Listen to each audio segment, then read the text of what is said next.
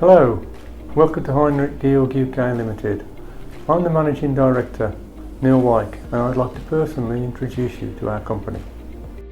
Our current site on the Dunstall Hill Estate in Wolverhampton has been the home of Georg UK since 2006.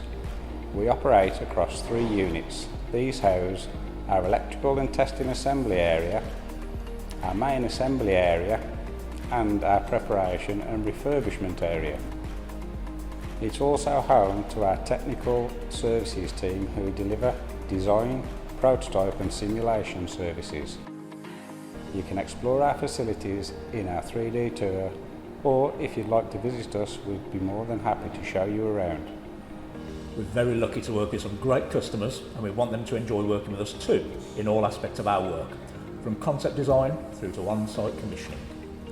Our customers operate in a range of sectors, including aerospace, automotive, industrial assembly, rail research and university R&D departments.